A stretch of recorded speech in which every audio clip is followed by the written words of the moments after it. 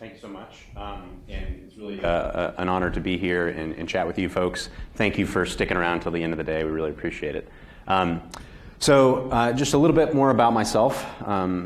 So I'm at Duquesne University in Pittsburgh. It's kind of a medium-sized research university. I'm in biological sciences. I do research primarily in pain, both from a basic science perspective and then also in kind of translational clinical science as well.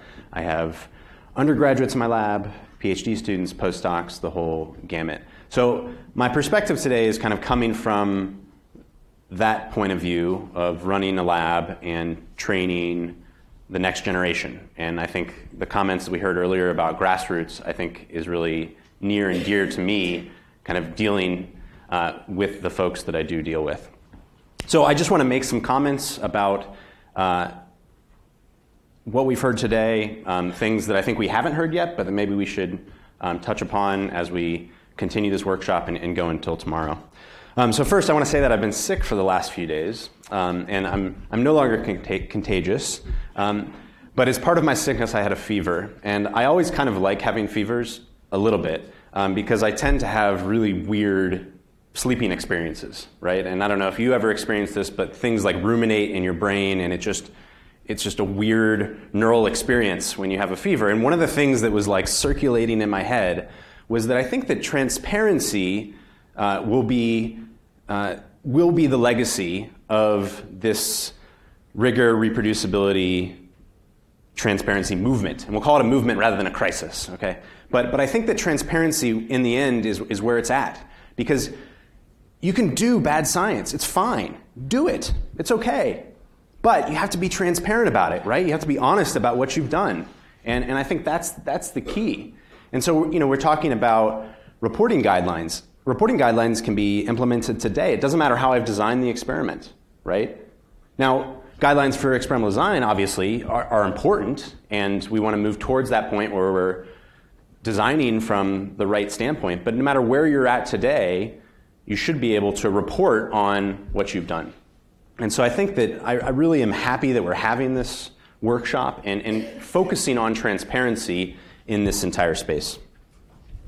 So a few other things that I want to just quickly touch on. One of the kind of questions that we had kind of come up with to think about here is, if I'm a reviewer, what does this mean? What does transparency mean for me? So first, let me take the perspective of a reviewer for a grant from a funder. And what kind of instructions do I need to receive from funders? And I can tell you, reviewing grants, it's the wild, wild west right now in terms of the guidelines that we're given. And there's been a lot of good movement in this place with scientific premise and this idea of, as Shai mentioned, standing up or presenting the rigor of the data that you're presenting your work on.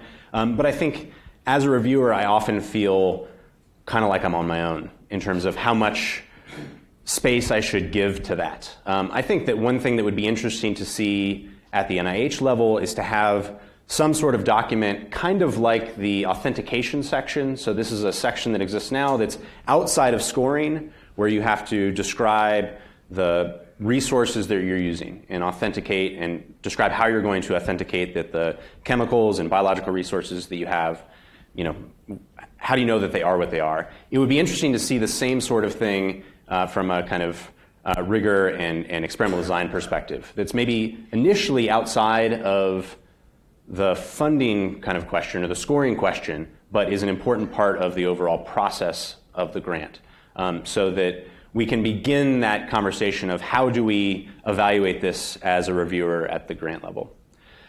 Another perspective I want to take real quick is just from the perspective of reviewing manuscripts. So we've mentioned this a few times, but as we increase transparency and present more data in a manuscript, it puts more and more of a burden on the reviewers. And we've talked about how the reviewers are the last gatekeepers to good or bad science. And it's just really, really hard sometimes to review some of these papers now, because I have to spend so much time going through checklists and detailed methods, which are absolutely critical. We have to have those.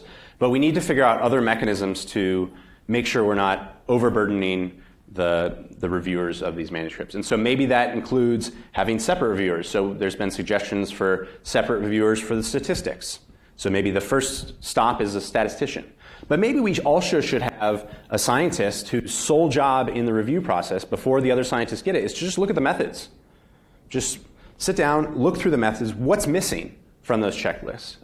So that I'm not burdened by having to think about all these checklists and all the details, and then also the results and the conclusions. Instead, I can write up a quick little review of, here's what this group has done correctly, here's maybe some information that is lacking in the manuscript. And I think I will just end there. Great reflections. Thank you so much.